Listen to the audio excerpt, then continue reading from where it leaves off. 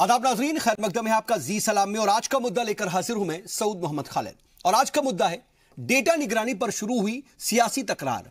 दरअसल वजारत दाखिला ने मुल्क की 10 एजेंसियों को सभी शहरियों के फोन और कंप्यूटर की निगरानी का अख्तियार दे दिया है।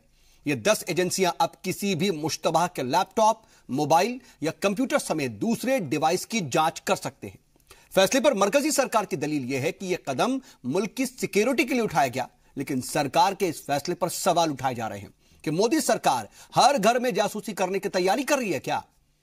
और सवाल यह भी कि आखिर सरकार ने लोकसभा चुनाव से पहले आखिर यह कदम क्यों उठाया, क्या उससे पहले उसकी कोई मंशा है। हालांकि सवाल यह भी है कि क्या नेशनल सिक्योरिटी के काम को जासूसी का नाम दिया जा रहा है। सवाल यह भी है कि क्या सरकार का यह फैसला नेशनल सिक्योरिटी के नाम पर जासूसी का काम करने वाला है। क्या नेशनल सिक्योरिटी के नाम पर कोई साजिश हो रही है।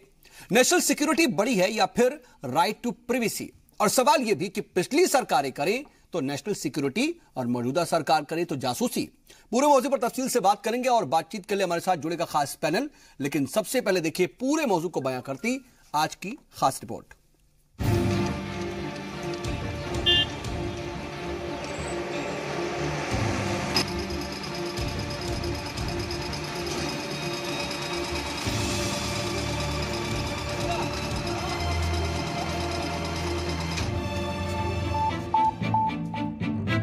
मरकजी वजारत दाखिला ने आईबी और दिल्ली पुलिस कमिश्नर समेत कुल 10 एजेंसियों को कॉल या डेटा इंटरसेप्ट करने का अख्तियार दे दिया है। इसके लिए अब सिक्योरिटी एजेंसियों को किसी शख्स या तंजीम की जांच के लिए वजारत दाखिला की मंजूरी नहीं लेनी पड़ेगी। इसके लिए बाकायदा नोटिफिकेशन भी जारी कर दिया गया है, जिसके तहत अब एजेंसियां किसी के भी मोबाइल, लैपटॉप या कंप्यूटर से जानकारी हासिल कर सकती हैं। मरकजी हुकूमत ने हुक्म जारी करके कहा है कि अगर एजेंसियों को किसी भी तंजीम या शख्स पर मुल्क मुखालिफ सरगर्मियों में शामिल होने का शक होता है तो वो उनके कंप्यूटर की जांच कर सकती हैं। मरकजी हुकूमत ने intelligence bureau, narcotics control bureau, enforcement directorate, central board of direct taxes, directorate of revenue intelligence CBI, NIA, raw, directorate of signal intelligence और दिल्ली पुलिस कमिश्नर को ये इख्तियार दिए हैं। जांच एजेंसियों को ताउन नहीं करने और जांच में रुकावट डालने पर 7 साल की सजा और जुर्माना भी हो सकता है। एजेंसियों को यह इख्तियार आईटी एक्ट की दफा 69 के तहत दिया गया है। इधर सरकार के इस फैसले की मुखालिफत भी शुरू हो गई है। अपोजिशन ये कह रहा है कि यह आम लोगों की प्राइवेसी में दखल है। आखिर कैसे कोई भी एजेंसी किसी के भी घर में घुसकर उनके कंप्यूटर डेटा की जांच कर सकती है। अपोजिशन के मुताबिक सरकार एजेंसियों को जासूसी का लाइसेंस दे रही है। आपको एक इस प्रकार के खतरनाक रास्ते पे ले जाया जा रहा है जहां जो आप सोचेंगे सोच भी नहीं पाएंगे, जो लिखना चाहते हैं लिख नहीं पाएंगे। और सर्वोच्च न्यायालय की मर्यादाओं और ऑब्जर्वेशन को ये तार तार करता है। ये 2.5 लोगों की सिंडिकेट न जाने कौन से और फैसले लेगी। इस देश की सत्ता में 2 जासूस बैठे हुए हैं जो हर घर की जासूसी करना चाहते हैं, सबके बेडरूम तक पहुंचना चाहते हैं, फोन टैप करना चाहते हैं। ये कोई सामान्य कानून का बदलाव नहीं है, बल्कि ये असंवैधानिक है, अलोकतांत्रिक है। वहीं समाजवादी पार्टी ने कहा कि सरकार घबराहट में ऐसे फैसले ले रही है। ये हुक्म सिर्फ 4 महीने के लिए है। 4 महीने के बाद सरकार बदलेगी। बीजेपी अपने लिए गड्ढे ना खोदे। ये सरकार पूरी तरह से तानाशाही के रास्ते पर चलने लगी है। खास तौर से पिछले चुनाव में जो पराजय अभी बीजेपी की हुई है, इससे घबराकर ये इस तरह के आदेश जारी कर रहे हैं। लेकिन मैं उनको ये चेतावनी देना चाहता हूं आप लोगों के माध्यम से कि ये आदेश केवल 4 महीने उनके हाथ में है। 4 महीने के बाद यहां दूसरी सरकार होगी, इसलिए अपने लिए कोई गड्ढा न खोदें। इधर इन हमलों के जवाब में बीजेपी ने कहा कि तकनीकी और कानूनी तौर से मुल्क के लिए जो सही है वो फैसले सरकार ले रही है। अपोजिशन को इस पर सवाल नहीं उठाने चाहिए। जिसका संबंध national security, public order, integrity of India के साथ खिलवाड़ या खतरे का है, तो ये ऑथराइज्ड एजेंसीज हैं। तो तब से लेकर जब से एक्ट बना 20 दिसंबर को वही ऑर्डर रिपीट हुआ है। इन सब के बीच मरकजी दाखिला सेक्रेटरी राजीव गाबा ने कहा है कि हाल ही के दिनों में कई ऐसे मामले सामने आए हैं जिसमें दुश्मन मुल्क हनी ट्रैप के जरिए फौज के अफसरान और हसास ओहदों पर बैठे अफसरान से खुफिया जानकारी हासिल करते पाए गए। देश के कई इलाकों में पाकिस्तान को खुफिया जानकारी देते हुए भी लोगों को पकड़ा गया है और ये मुल्क की सिक्योरिटी से जुड़ा हुआ मामला है। ब्यूरो रिपोर्ट, जी मीडिया। आज जब 10 एजेंसियों को बाकायदा बड़ा इख्तियार दिए जाने की बात सामने आई तो कहीं ना कहीं जहन में सेंट्रल मॉनिटरिंग सिस्टम भी कौंध गया, जो कि पिछली सरकार ने लागू किया था और उसके बाद ही उस वक्त भी बाकायदा दलीलें दी गई थी, क्योंकि उसी वक्त 9/11 का हमला हुआ था और उसी के माफ कीजिएगा 26/11 का हमला हुआ था और 26/11 को देखते हुए ही सरकार को यह लगा कि कहीं ना कहीं इस तरह की मॉनिटरिंग करनी जरूरी है। उसी को कहीं ना कहीं अब मौजूदा सरकार यह कह रही है कि हमने आगे बढ़ाया है और इससे पहले जब एक्ट बना था तो हम उसमें कुछ तब्दीली नहीं कर रहे।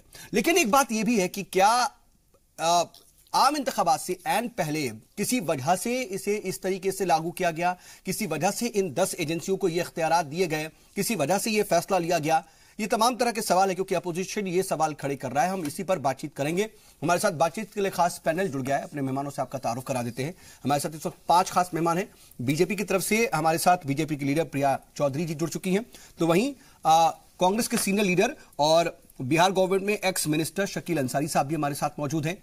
साथ ही हमारे साथ defence expert lieutenant general Utpal Bhattacharya ji हैं और सुप्रीम कोर्ट की एडवोकेट प्रज्ञा भूषण जी हैं और हमारे साथ सीनियर जर्नलिस्ट राकेश कपूर जी भी हैं। आप सभी का बहुत इस्तकबाल है। और प्रिया जी, मैं आपसे ही बातचीत की शुरुआत करना चाह रहा हूं कि आखिर ऐसी जरूरत क्यों आन पड़ी 10 एजेंसियों को? जब यह अख्तियार दिया गया तो क्या अब एक इंसान, एक शख्स, एक आम शहरी अपने कंप्यूटर में भी बिना खौफ के कुछ सर्च नहीं कर सकता, कुछ देख नहीं सकता? अब आपकी जो एजेंसियां हैं उसके स्टडी रूम में, उसके बेडरूम तक भी दाखिल हो जाएंगी? 3 चीजें कहना चाहूंगी। एक, आप अपने पैकेज में, रिपोर्ट में दिखा चुके हैं कि हनी ट्रैप के माध्यम से किस तरह से लोगों को निशाना बनाया जाता है और बहुत ही रिसेंट केस हमने इसरो के एक साइंटिस्ट का देखा जो हनी ट्रैप के माध्यम से पाकिस्तान की एक युवती से बात करते करते सारी इंफॉर्मेशन इसरो की वहां से निकाल कर दे रहा था। उसको सस्पेंड किया गया, उसके डेटा को लीक किया गया, उसके जो सिस्टम थे, फोन था, कंप्यूटर था, ईमेल्स थे, उन सब पे एक चेकिंग, निगरानी बिठाई गई कि किस लेवल तक की इंफॉर्मेशन शेयर करी गई है। तो ये हनी ट्रैप की बात हुई। दूसरा, अरुण जेटली जी का बयान दिखाया संसद में खड़े होकर राज्यसभा में, वो कह रहे हैं कि कोई भी खास परिवर्तन इसमें नहीं किया गया है, ये 2009 का ही वो बिल है जिसको सिर्फ हमने मॉडिफाई ये किया है कि अब ये एजेंसियां पर्टिकुलरली इस जांच को अंजाम देंगी। तो इसमें क्या नई बात हो गई? तो मैं ये समझना चाहती हूं। तीसरी बात जो मैं कहना चाह रही थी वो ये है कि चुनाव से जस्ट पहले आप अगर इसे ऐसे ले रहे हैं कि डेटा इकट्ठा करने के लिए सरकार ये कर रही है, तो क्या विपक्ष इसे ऐसे प्रमोट नहीं करेगा कि आप लोगों का डेटा चुराया जा रहा है और उल्टा नुकसान सरकार को ही होगा? तो क्यों आप राष्ट्रीय सुरक्षा को वोट बैंक के साथ तब्दील, मतलब इंटरकनेक्ट कर रहे हैं? ये बिल्कुल साफ दिखाई दे रहा है कि आप ही का जो लाया हुआ बिल था, आप ही ने जो पास किया, बनाया, उन एजेंसियों को डिनोट किया, आज उन एजेंसियों के नाम घोषित हो गए हैं तो आपको तकलीफ हो रही है। तो राजनीतिकरण ना करके देश की सुरक्षा के साथ खिलवाड़ नहीं होना चाहिए। नहीं, लेकिन इसका 2018-19 के इलेक्शन से कुछ लेना देना नहीं है क्या? क्योंकि देखिए, अपोजिशन सीधे तौर पर कह रहा है कि आपके पास 4 महीना और उल्टी गिनती शुरू हो गई, अपने लिए गड्ढे ना खोदें। तो अगर गड्ढा सरकार को भी दिखाई दे रहा है तो वो ऐसे फैसले क्यों लेंगे? लेकिन नेशनल सिक्योरिटी के सामने सरकार कुछ भी नहीं देख रही है और ये फैसला ले चुकी है कि ये एजेंसियां, ये 10 एजेंसियां अब से इस चीज को अंजाम देंगी। तो मुझे नहीं लगता कि विपक्ष को नेशनल सिक्योरिटी के साथ अपनी वोट बैंक की राजनीति जोड़ के आगे बढ़ना चाहिए। ठीक है। शकील अंसारी साहब, मैं आपके पास आना चाहूंगा कि देखिए, लॉफुल इंटरसेप्शन का प्लान आपकी ही गवर्नमेंट ने तैयार किया था और सेंट्रल मॉनिटरिंग सिस्टम की बात कही गई थी उस वक्त। आखिर क्या ऐसा नया हो गया जिसकी वजह से आप ये कह रही हैं कि चौकीदार जो है वो जासूस है? इस तरह की बातें आ रही हैं, अपोजिशन सवाल खड़े कर रहा है। क्या आपको लगता है कि नेशनल सिक्योरिटी को जासूसी का नाम दिया जा रहा है अपोजिशन के जरिए? देखिए, बहुत ही ऐसा वक्त आ गया है इस मुल्क के अंदर कि हर आदमी के अधिकार, सिटीजन्स राइट सलब किए जा रहे हैं और अगर उनको इस बात के लिए कुछ आवाज उठाए तो आप नेशनल सिक्योरिटी का नाम दे देते हैं। तो हम ये पूछना चाहते हैं कि इन 4 सालों के अंदर इसके मतलब ये इस मुल्क की हालत इतनी इंतहाई खराब हो गई है और नेशनल सिक्योरिटी को इतना चैलेंज हो गया है कि आप 10 एजेंसी को किसी के मोबाइल में, किसी के लैपटॉप में झांकने की पूरी आजादी दे दी गई है। क्या नेशनल सिक्योरिटी के नाम पर हिंदुस्तान के पूरे शहरियों को गुलाम बनाया जा सकता है? कि जो कम्युनिस्ट मुल्कों में जहां तानाशाही हुकूमतें हैं वहां जो इस तरह के सिलसिले होते थे वो आज हो रहे हैं यहां हिंदुस्तान के अंदर, और सबके बाद एक ही लफ्ज है नेशनल इंटरेस्ट। तो नेशनल इंटरेस्ट का क्या मतलब है? ये अपना इंटरेस्ट है जो बताया अभी किसी व्यक्ति ने कि 2.5 लोगों की सरकारें चल रही हैं और वो 2.5 लोग 4.5 में पूरी तरह विफल हो गए।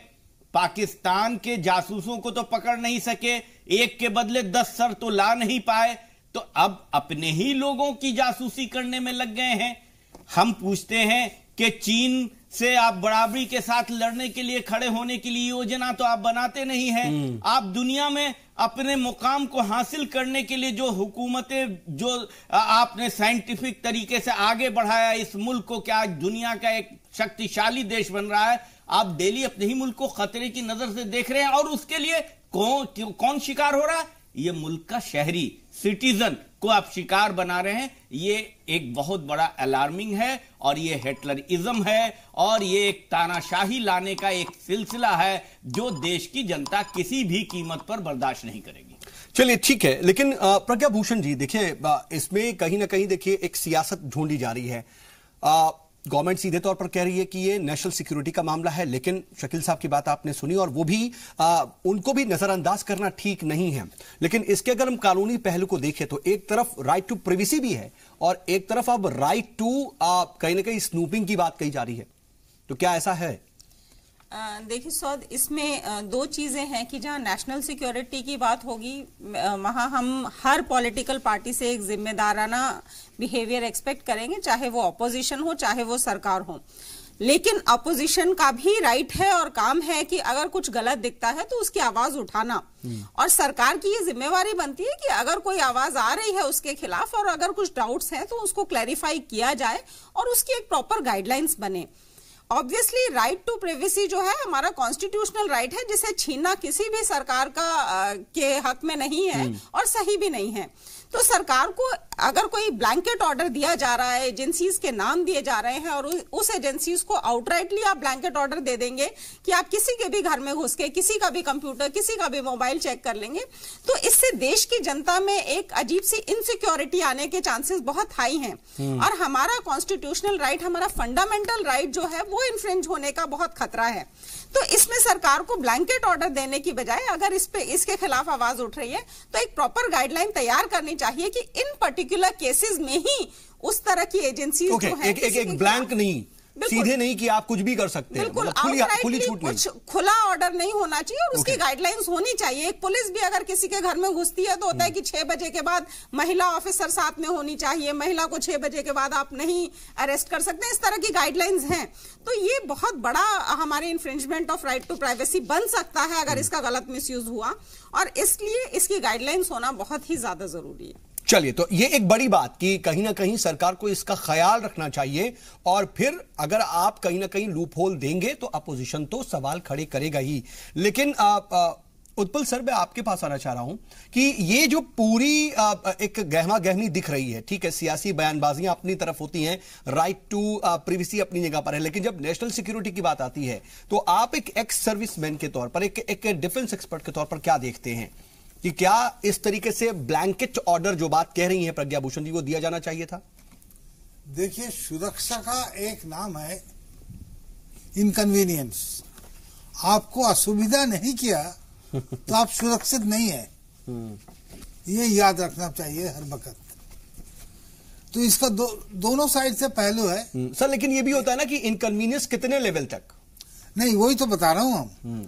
जैसे आपने एक तरफ से देखोगे तो इसका रन अप शुरू हो गया था मणिपुर से। मणिपुर का किशोर चांद को कब अरेस्ट किया, वो क्या लिखा है?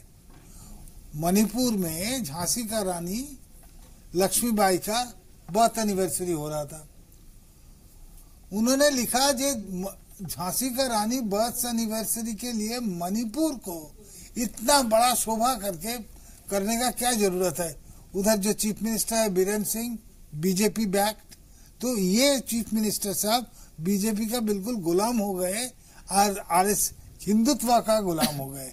ये दो चीज लिखे थे, तो उसके लिए उसको पहले अरेस्ट किया, उसको बाद उसको जेल में डाल दिया। देखिए आफ्टर थॉट जेल में अरेस्ट किया, उसको बाद 2 दिन के लिए छोड़ दिया, उसको बाद दोबारा जेल में डाला। टॉपिक से थोड़ा अलग जा रहे हैं। हाँ। नहीं, उसका बाद नहीं, इस टॉपिक से बड़ा कनेक्टेड बिल्कुल है उसका अंदर। हाँ बिल्कुल आपको बता रहे हैं, मिसयूज बता रहे हैं, यही तो है। ठीक है, बिल्कुल ठीक बात। देखिए एक होता है assessment of situation and then taking the action, and एक है taking the action and then justifying the action which has been taken. Okay. तो ये इसीलिए हम ये एग्जांपल दे रहा हूँ। दूसरा बात ये है, जिन्होंने जैसे प्रिया जी ने बताया, ये बात तो है ही, जे ISI का IZERS और उसका जो इंटेलिजेंस और उसका जितना टाइप का मेथड है, उसको आप काबू आने के लिए ऐसा कुछ चीज भी करना पड़ेगा जिसमें हम लोग दोनों पहलू है, मुश्किल है दोनों साइड का। ये बहुत ठीक है सर, मैं आता हूं आपके पास। दोनों चीजें देखनी पड़ेंगी, लेकिन वही तो बात है कि सरकार की ही जिम्मेदारी होती है कि वो बैलेंस कैसे करती है, और इसीलिए तो वो वहां पर बैठी हुई है। लेकिन राकेश सर, ये जो ठीक है ये फैसला लिया गया, क्या इसका वाकई कोई सियासी कनेक्शन है, जैसा कि अपोजिशन तलाश रही है, और यह भी बात कही जा रही है कि इलेक्शन से ठीक पहले इस तरह का फैसला कहीं ना कहीं एक साजिश है और गवर्नमेंट कहीं ना कहीं दखल देना चाहती है, चाहे वो किसी भी वजह से हो सकती है, किसी भी तरह से हो सकती है। लेकिन क्या कोई कनेक्शन आप देखते हैं इसका? देखिए सऊद भैया, इसमें 2 चीजें हैं जिन पे हमें क्लैरिटी होनी चाहिए। नंबर 1, सबसे बड़ी बात जो है, जो बीजेपी गवर्नमेंट का जो फरमान है आज का, वो 2009 के फरमान से अलग है। 2009 के फरमान में भी 10 एजेंसियों के नाम थे, सी डॉट के साथ में एक। हाँ, 2009 की एजेंसियों में फरमान में भी 10 एजेंसी के नाम थे, मगर उसमें जो असली मुद्दा था वो था national security, in the interest of national security. और जो आज का जो फरमान है, जो ये कांग्रेस गवर्नमेंट का फरमान था, in the interest of national security, ये 10 एजेंसियां जो हैं वो इंटरसेप्ट कर सकती हैं सेलेक्टेड लोगों को, ठीक है, जिसको चाहे उसको। लेकिन आज का जो फरमान है उसमें से नेशनल सिक्योरिटी लफ्ज हटा दिया गया है। तो इससे होता है कि किसी भी आदमी, हर नागरिक, एक रिक्शा वाले से लेकर के और उद्योगपति टाटा और बिरला तक, किसी के भी घर में, कंप्यूटर में, मोबाइल में सरकार घुस सकती है। ये बेसिक फर्क है, इसको हम समझना चाहिए। और ये बीजेपी की मुझे लगता है कुछ आदत है। जो टाडा था, उसमें जो टाडा बना था, उसमें और पोटा में क्या फर्क था बेसिक? ये एक ऐसा शब्द खींच लेते हैं जिससे पूरे मायने ही बदल जाते हैं। टाडा में था कि अगर 2 फिरकों में कोई दुश्मनी पैदा करने की कोशिश करता है तो उसको भी जो है वो एंटी नेशनल एक्ट समझा जाएगा, because that lead to the disintegration of the country. POTA में ये हटा दिया अडवाणी जी जब लाए पोटा, तो ये खेल होता रहता है। ऐसा ही खेल जो है वो इसमें हुआ है। अच्छा, जो दूसरा जो ऐसा खेल होने के बाद क्या हो गया, खुला हो गया 10 एजेंसियों के नाम, जो पहले थे 10 की 10 आज भी हैं, उनके लिए खुला खेल है। वो चाहे जिसके घर में चाहे जाकर के जा सकती हैं, आपके कंप्यूटर की भी निगरानी कर सकती है, मेरे की भी कर सकती है, किसी भी। लेकिन जो दूसरा सबसे बड़ा मुद्दा है, जो इस देश की जमहूरियत की जमीन है, वो ये है कि गांधी जब जंग आजादी की लड़ाई लड़ रहे थे तो उन्होंने हरिजन, उनका अखबार था, उसमें लिखते थे, उसमें उन्होंने लिखा कि लोकतंत्र की पहली शर्त होती है कि लोग सरकार की निगरानी नहीं करें। सरकार लोगों की निगरानी नहीं करती, लोग सरकार की करेंगे, बल्कि लोगों की निगरानी सरकार करती है। और हिंदुस्तान के आजाद होते ही पंडित नेहरू ने जो तकरीर की साल 1.5 साल बाद लोग सरकार की निगरानी करते हैं, सरकार लोगों की। एक बात सुने आप मेरी, लोग करते हैं सरकार की निगरानी, वो बात गलत गई थी आपके फिर। अच्छा, जो वही कंफ्यूजन करने के लिए माफी चाहता हूँ, वो मैं गलत कह गया था कि लोग करते हैं, और मेरी जो नजरिए का जो आजाद हिंदुस्तान होगा वो ऐसा ही होगा, क्योंकि और नेहरू ने कहा कि लोकतंत्र की बुनियादी शर्त है भय मुक्त समाज, हर नागरिक निडर हो। क्यों निडर हो?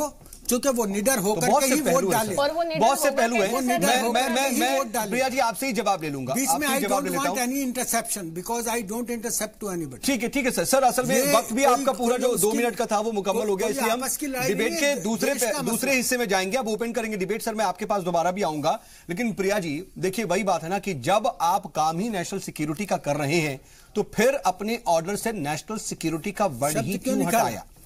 अगर आपको नेशनल सिक्योरिटी का इतना ज्यादा, इन्होंने बड़े स्पष्ट शब्दों में ये कहा सर ने, सम्मानित सर ने, कि पब्लिक की सोवरेनिटी भी मायने रखती है, तो क्या उसके सामने देश की सोवरेनिटी को अपना सर झुका देना चाहिए, उसको मतलब सरेंडर कर देना चाहिए? मैं ये जानना चाहती हूँ। एक उदाहरण मैं आपको दूंगी। अमेजन जो कंपनी है वो अमेरिका में एक बहुत बड़ी आईटी कंपनी को खरीद रही थी, तो उन्होंने उसके कंप्यूटर की जांच के लिए कनाडा में उनके कंप्यूटर भेजे।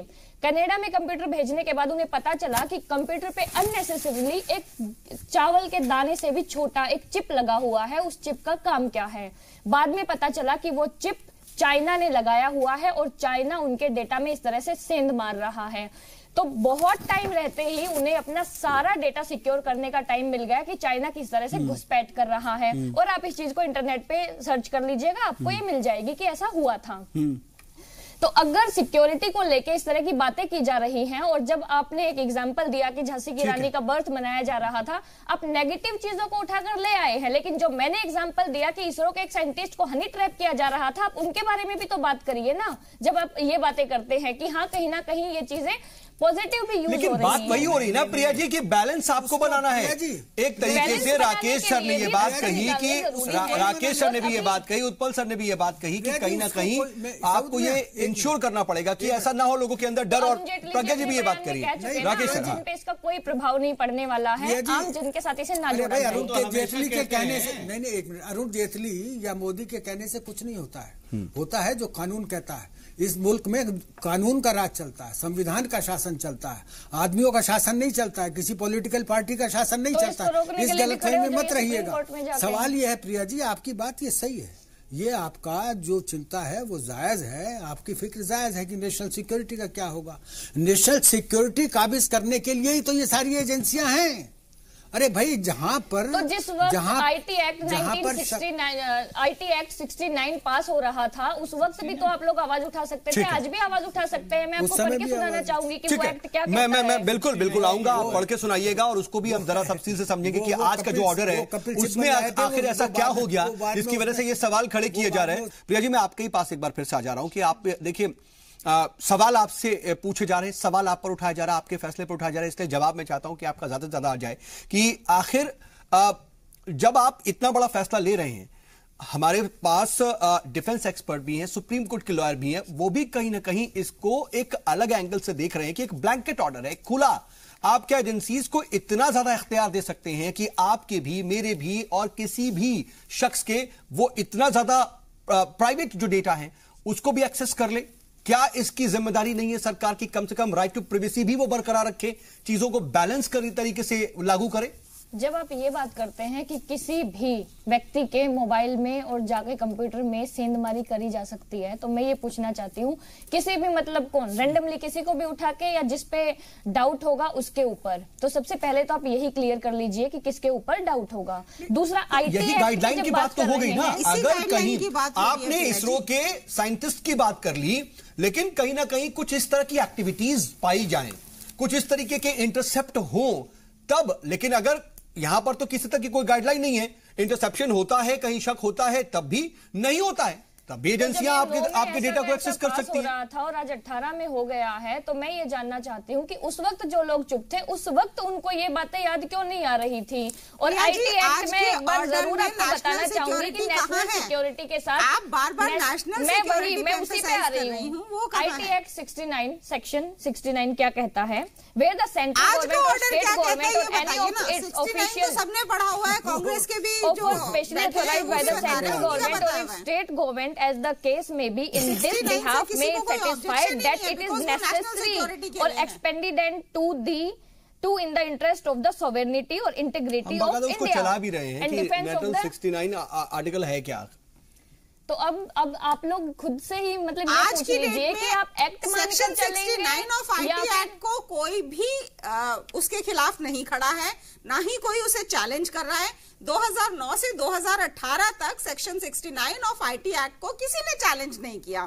चैलेंज हो रहा है आज का ऑर्डर, जो कि एक ब्लैंकेट ऑर्डर दिया गया है 10 एजेंसीज के लिए कि वो किसी के भी कंप्यूटर या मोबाइल का डेटा चेक कर सकते हैं, और उसमें नेशनल सिक्योरिटी है ही नहीं, तो मुद्दा ही नहीं है। तो जिस मुद्दे की आप बात कर रही हैं, अगर कोई जांच की जा रही है तो आप सुप्रीम कोर्ट में या किसी भी कोर्ट में जाके दरवाजा खटखटा के नहीं खड़े हो जाएंगे? खटखटाएंगे ही, ऐसा कहीं थोड़ी है कि आपको छोड़ देंगे, आपको नाजायज करने छोड़ देंगे, ऐसा थोड़ी है। सरकार के खिलाफ सुप्रीम कोर्ट में जाना पड़े, हर बार हमने बहुत ट्रस्ट के साथ अगर सरकार को चुना है, नहीं गए हैं, अगर हमने बहुत तो जाते हैं। मैं काम जानता हूँ, मैं किसी पॉलिटिकल पार्टी से नहीं हूँ प्रिया जी, और बहुत ट्रस्ट के साथ अगर हम इस सरकार को लाए हैं तो हम ये मानते हैं कि हमें हर बात में सरकार के खिलाफ सुप्रीम कोर्ट में ना जाना पड़े और सरकार एक आम जनता की परेशानियों को समझे।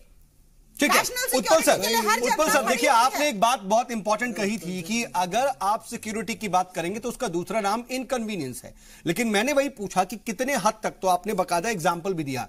लेकिन प्रिया जी भी कह रही हैं अपने तौर पर कि देखिए कई अलग अलग तरीके और लगातार वक्त के साथ डेवलप होते जा रहे हैं तरीके, जिसकी वजह से नेशनल सिक्योरिटी जो है उसको यकीनी बनाना बहुत ज्यादा इंपॉर्टेंट हो गया है। क्या हमारी एजेंसियां अभी इतनी डेवलप नहीं हो पाई हैं कि वो पूरा एक नेटवर्क, एक सिस्टम डेवलप कर सके, इसलिए हर किसी को एक्सेस करने का भी उनको एक तरह से इख्तियार दे दिया गया? वो तो है, उसी मुद्दे में तो नेशनल इंटेलिजेंस एजेंसी बनाया गया, जो इंटेलिजेंस एजेंसी हर एक से इनपुट लेंगे, फौज से लेंगे, पुलिस से लेंगे, सिविल से लेंगे, आईबी से लेंगे। इसमें पुलिस कमिश्नर दिल्ली है, पुलिस कमिश्नर दिल्ली है तो पुलिस कमिश्नर मुंबई भी होना चाहिए, पुलिस कमिश्नर कलकत्ता होना चाहिए। ममता जी चिल्लाएगा, वो भी तो अम्बरीश महापात्र का पकड़ लिया था कि वो एक फेसबुक में उसका अगेंस्ट में एक कार्टून बनाया था, वो भी नेशनल सिक्योरिटी के अंडर बेचारे को 3 महीना जेल का अंदर रहना पड़ा अम्बरीश महापात्र का। तो आजकल का सीधा बात, आप एक रूल बनाओ और कोई आदमी को पकड़ लो एक दफे, उसका बाद ये पुलिस और सीबीआई और जो भी एजेंसी उसको पकड़े है उसको पीछे से कैलकुलेट करके जस्टिफाई करना है इसको क्यों पकड़े हैं, और ये है उसका ऊपर रूल के लिए नहीं पकड़ा हूँ इसी रूल के।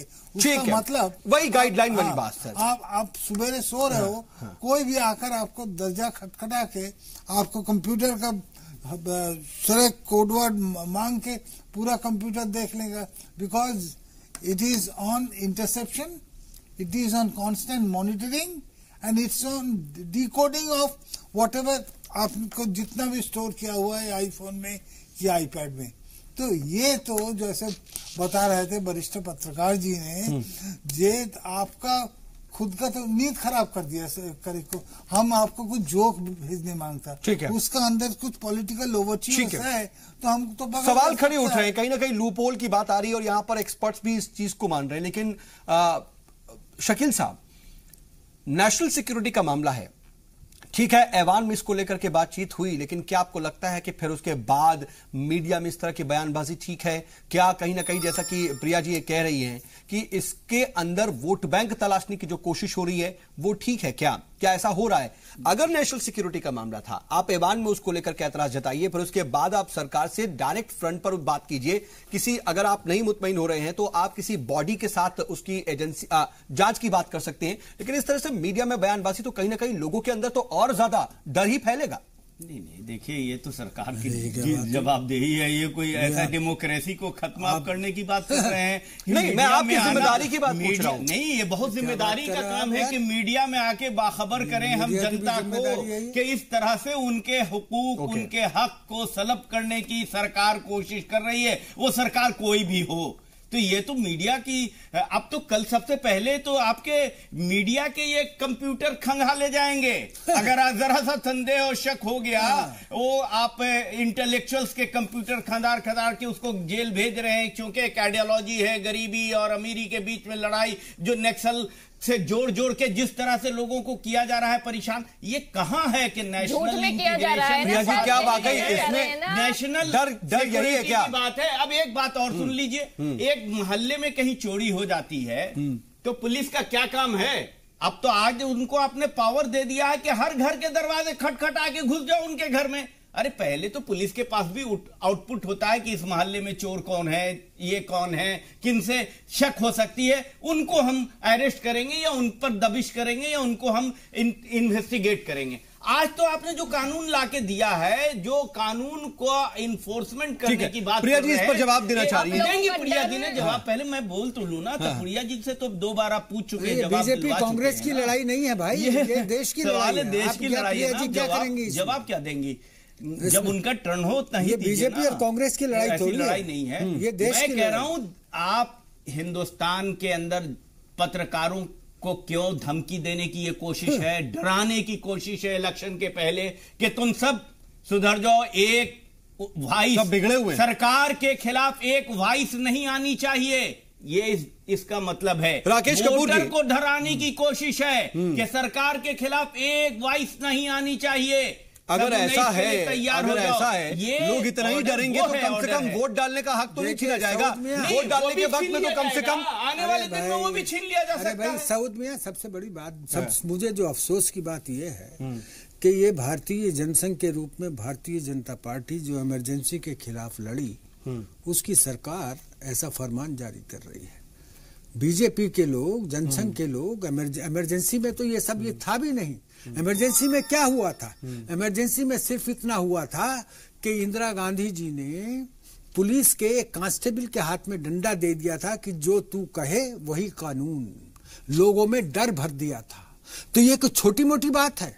अरे भाई, ये हिंदुस्तान के नौजवान, पूरी युवा पीढ़ी जो मोबाइल, स्मार्टफोन जिनका जीवन बन चुका है आज, दूसरा और जो ये टेक्नोलॉजी ने जो है वो बदल दिया है, उन्हें पता भी नहीं कि वो क्या फॉरवर्ड कर रहे हैं। पूरा देश बदल दिया है। आप कहां ले जा रहे हो इस मुल्क को? इस मुल्क में अगर डर पैदा कर दिया आपने तो लोकतंत्र बचेगा कहां?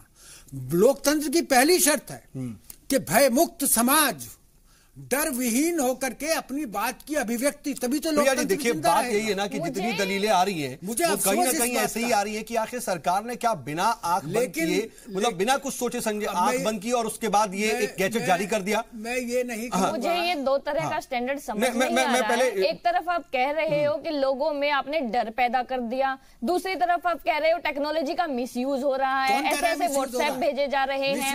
आपने इमरजेंसी का जिक्र किया, मैं ये पूछना चाहती हूँ कि 1975 में आपके पास अगर इतनी टेक्नोलॉजी होती, क्या उस पर बैन नहीं लगाया जाता, उसको बंद नहीं किया जाता, इंटरनेट को बंद नहीं किया जाता या नहीं किया जाता? नहीं, बात मैं यही कर रही हूँ ना, मैं यही पूछना चाह रही हूँ। उस समय पे सरकार की इमरजेंसी, अरे आपने तो घोषित लगा दी ना, घोषित लगा दिया, घोषित ये जो बौखलाहट है, ये डर है, ये तो आपने अपने शब्दों में कह दिया। आपने अर्बन नक्सल का अपने आप खुद से अपने नाम लिया 2 मिनट पहले ही।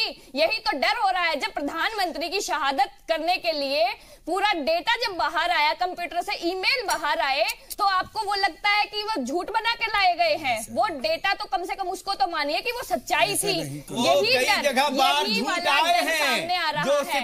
अर्बन नक्सल को सपोर्ट करते हैं साहब, आपको और कई उसके दोषी लोग बता दी है सारी, और अब बात करते हैं कि देश में क्या हो रहा है। 10 सर के बदले 10 सर लाने की बात हो रही थी। सर्जिकल स्ट्राइक को एक बार तो कह दीजिए कि हाँ हुआ था और हमें गर्व है उस चीज पे। सर्जिकल स्ट्राइक बराबर होता था, लेकिन आपकी तरफ पब्लिसिटी के लिए नहीं, नेशनल इंटरेस्ट में होता था। आपकी पब्लिसिटी होती है हमारा और होता है या नहीं होता है, ये नहीं होता हो गया कि पाकिस्तान कटोरा लेके घूम रहा है, उसको कोई बजट देने के लिए तैयार नहीं, उसको कोई लोन देने के लिए तैयार नहीं। कहाँ गए 10 सर? पैसे की मदद एक सर भी तो बता दीजिए ना, अभी अपने शहीदों की कितनी कुर्बानी हुई है 4 साल के बीच में, इनकी बात कीजिए। हमारे शहीद कितने हुए हैं, हमारे फौजी, उनकी गिनती बताइए ना ये 4 साल का। ठीक है, मैं आ रहा हूँ, चलिए ठीक है, नहीं सर मैं आ रहा हूँ, ठीक है। लेकिन प्रज्ञा जी देखिए, बात जो है ना, सरकार अपनी तरफ से दलील दे रही है, मतलब प्रिया जी कहीं ना कहीं ये बात बार बार साबित करने की कोशिश करी कि देखिए ये नेशनल इंटरेस्ट का मामला है, नेशनल सिक्योरिटी का मामला है, और उसके लिए कहीं ना कहीं इनकन्वीनियंस अगर हो रही है तो उसको सहना पड़ेगा। लेकिन वही बात है कि क्या कानून फिर हम फिर वही बात कर ले कि राइट टू प्रिवेसी एक्ट है उसको भूल जाए इंसान, फिर और भी तमाम जो चीजें हैं फंडामेंटल राइट्स उसको भूल जाए। 100% एग्री करती हूँ, 100% एग्री करती हूँ। वो सिर्फ इतना मान लें कि जिस बात को वो बार बार बोल रही है नेशनल सिक्योरिटी, क्या आज के ऑर्डर में वो है? सबसे बड़ी बात क्या उसके लिए ही ऑर्डर निकाला गया है?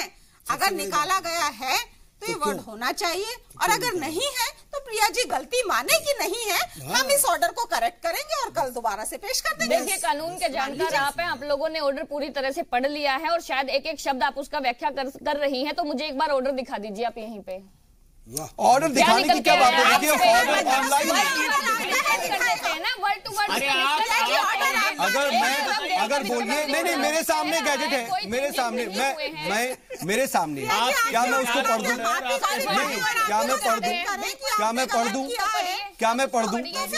ठीक है, चलिए, अगर ऐसी बात है, ठीक है, पैनल का टाइम बर्बाद कर रहे हैं, उस ऑर्डर का डिबेट में आप आए हैं बिना ऑर्डर का। ठीक है, चलिए ठीक है, उसके लिए 1 मिनट का वक्त लगेगा, लेकिन मैं उसको पढ़ देता हूँ, ठीक है, उसको भी पढ़ देना जरूरी है। और अगर इस वक्त ये बात आ रही है तो मेरे सामने भी वही ओपन है, जो ऑर्डर है उस ऑर्डर में लिखा हुआ है कि in exercise of the powers conferred by sub section 1 of section 69 of the information technology act 2000 read with rule 4 of the information technology procedure and safeguards of the for interception, monitoring and description of information rule 2009। ये तमाम चीजें हैं, लेकिन इसमें देखिए sir, ये बात सीधे तौर पर है कि सब section 1 of section 69 of information technology act, और वो मैंने अभी पढ़ के सुनाया। तो सर अगर हम इसमें ये देखें कि ठीक है वो नेशनल सिक्योरिटी वर्ड नहीं यूज हो रहा है, लेकिन सब सेक्शन 1 ऑफ आर्टिकल 69, और आर्टिकल 69 को मैं पढ़ दे रहा हूं कि अगर मरकजी सरकार को लगता है कि मुल्क की सिक्योरिटी यूनिटी दूसरे देशों के साथ बेहतर रिश्ते बनाए रखने या जुर्म रोकने के लिए किसी डेटा की जांच की जरूरत है, तो वो मुतालिक एजेंसी को इसकी हिदायत दे सकती है। सऊद, आप जो है ना वो बेसिक गलती कर रहे हैं। नहीं, मैं सर एक मेरी बात सुनिए, आपके पास में सुप्रीम कोर्ट की वकील बैठी है, ये सेक्शन 69 के तहत जारी हुआ है, नोटिफिकेशन जारी हुआ है। जो भी होगा उसके मुतालिक आईटी के एक्ट के खिलाफ, आईटी के मुतालिक वो एक्ट के अंतर्गत ही तो होगा ना। ठीक है सर, इसीलिए तो हमने उसको पढ़ा कि हम इसको समझ लें। पूरी बात सुनो। बिल्कुल ठीक है सर, आपकी बात आ जाए जल्दी से। तो इसलिए जो नोटिफिकेशन है उसमें नेशनल सिक्योरिटी वर्ड हटा दिया गया है। जो पुराना नोटिफिकेशन था वो भी इसी सेक्शन के तहत था, वो किसी दूसरे सेक्शन के तहत नहीं था। में कोई आर्टिकल्स है क्या इस वर्ड के अंदर? ये सेक्शन है, इसके अंदर कुछ और नोटिफिकेशन का मतलब है। प्रज्ञा जी से जरा समझ लेते हैं, ठीक है सर, कुछ भी नहीं ठीक है, प्रज्ञा जी से समझ लेते हैं। प्रज्ञा जी, आपने सुना वर्ड बाय वर्ड भी सुना आपने, और उसमें आखिर प्रज्ञा जी से इस बार, हाँ सर उसको सर मैं आ रहा हूँ जल्दी। गवर्नमेंट का अगेंस्ट में कुछ बोला, that is the opinion. National security के अगेंस्ट में कुछ बोला तो बहुत अंतर है। ठीक है जरा प्रज्ञा जी से समझ लेते हैं सर, मैं फिर आपके पास आ रहा हूँ। ये कैन बी मिसकंस्ट्रूड, ये गवर्नमेंट में कुछ बोलेगा तो उसका ऊपर, और इससे सबसे क्या ऐसा होगा ये भी हम जरा समझेंगे सर। मैं आपके पास आऊंगा सर, मैं आपके पास आता हूं, लेकिन जरा प्रज्ञा जी से समझ लेते हैं। प्रज्ञा जी जरा ये बताइए, अगर ये बातें हैं, अगर उसमें बाकायदा गैजेट में ये चीजें मेंशन है तो क्या हुआ उसका? सेक्शन 69 जो आईटी एक्ट का बना वो इसलिए बना कि अगर नेशनल सिक्योरिटी या फिर लॉ एंड ऑर्डर या फिर देश की इंटेग्रिटी और यूनिटी को लेके कोई खतरा आता है तो उसके लिए गवर्नमेंट को एम्पावर किया गया कि किसी के भी डेटा को आप चेक कर सकते हैं, वेरीफाई कर सकते हैं और किसी भी एजेंसी को ऑथराइज कर सकते हैं। ठीक है। उस उस एक्ट के तहत ही ये ऑर्डर्स पहले भी निकाले जाते थे और आज भी निकाले गए हैं। इस एक्ट के तहत जब पहले ऑर्डर्स निकाले जाते थे तो इसमें आ जाता था कि नेशनल सिक्योरिटी को इससे रिलेटेड अगर हमें कोई खतरा दिखता है तो इस तरह की वेरिफिकेशन है नेशनल सिक्योरिटी। बिल्कुल।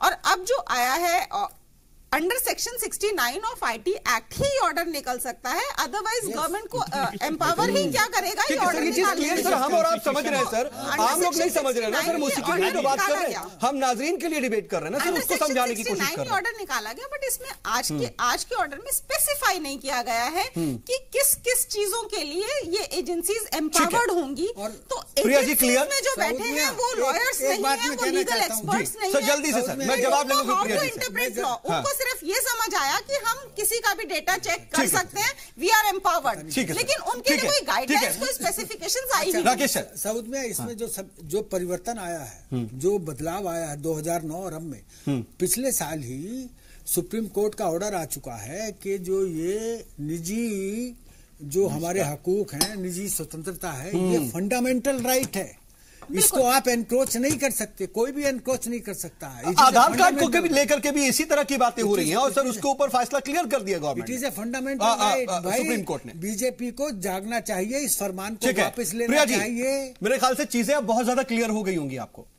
सर मुझे भी क्लियर हो गई और मुझे लगता है जो यहाँ पे पैनलिस्ट बैठे हैं उनके साथ साथ देश की आवाम को भी क्लियर हो गई है कि क्या कहना चाह रहे हैं।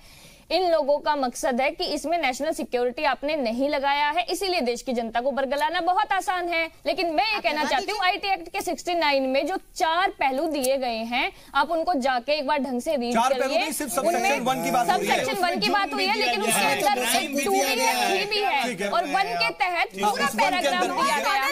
पूरे पैराग्राफ में एक चीज मेंशन किया गया है, कुछ कवर हो जाता है, एक चीज को मेंशन किया गया है। आप सड़क चलते एक पत्थर भी उछालेंगे अपने जूते से और गलती से किसी कुत्ते को भी लग गया तो वो लॉ एंड ऑर्डर में आ जाएगा, क्योंकि हो सकता है आप उस वक्त ट्रैफिक हिंडा कर देंगे और वो कुत्ता एकदम से भौंकने लगे और ट्रैफिक को डिस्टर्ब कर दे। ये क्या आप उसके लिए उसका मोबाइल चेक करना शुरू कर देंगे? पुलिस एम्पावर्ड है, ये जानना जरूरी है। देखिए कुत्ता क्या कर रहा है और कोई देश की सिक्योरिटी के साथ कैसे खेल रहा है, बहुत डिफरेंट चीजें हैं, बहुत ही डिफरेंट चीजें। छोटी सी बात है, एक छोटी सी बात है।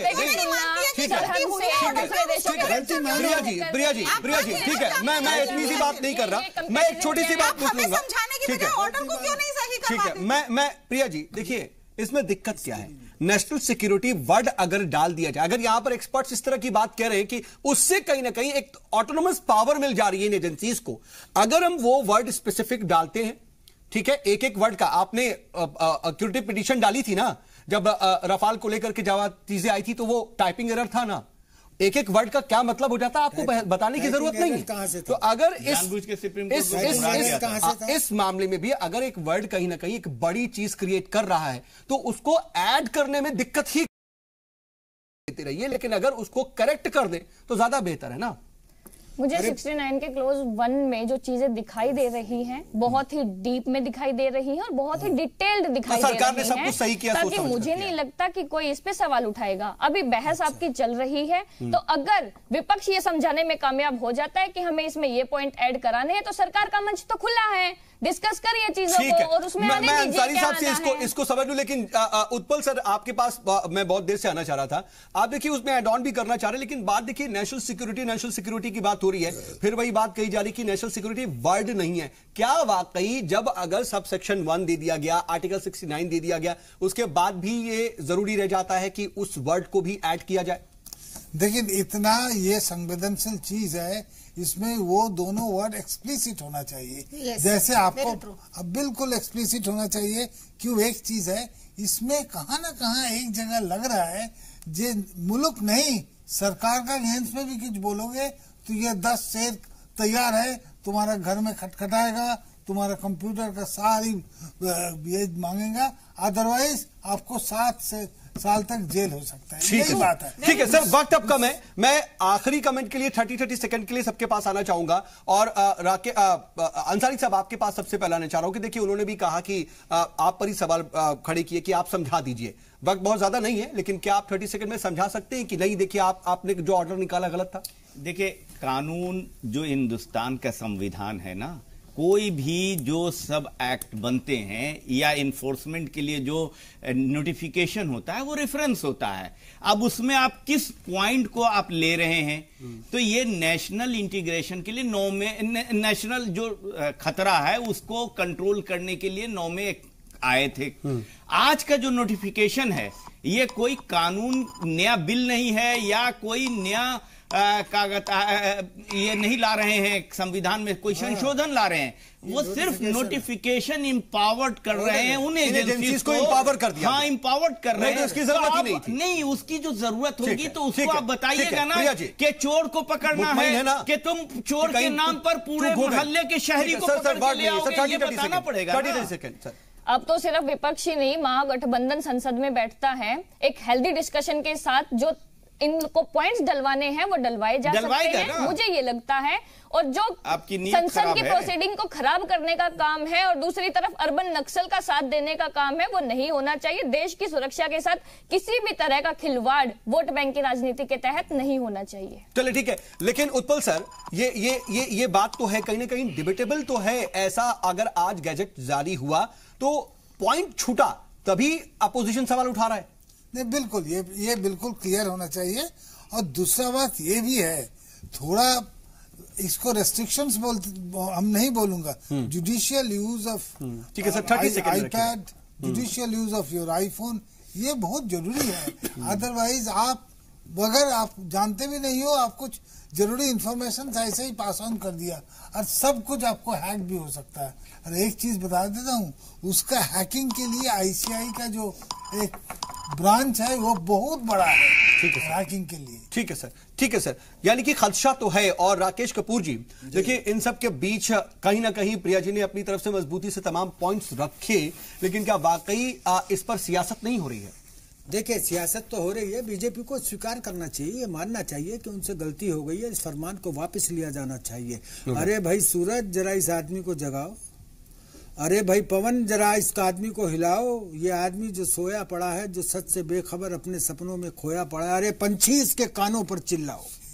ये भगवत, ये जो है वो गांधीवादी कवि थे, उनकी कविता है। तो आज सरकार के लिए यही बात तो हिंदुस्तान का मिजाज ये नहीं है। आप रोटी देखिए, हिंदुस्तान का मिजाज ऐसा है कि इसके लोकतांत्रिक अधिकारों पर जो हमला करेगा वो मुंह की खाएगा। ये चुनाव की दृष्टि से ये लाया गया फैसला फौरन सरकार को वापस लेना चाहिए। देश की सुरक्षा और संविधान की रक्षा दोनों ही सरकार का काम है और बैलेंस तो बनाना पड़ेगा। अगर संविधान की रक्षा नहीं कर पाए तो देश की सुरक्षा को कोई मायने नहीं है।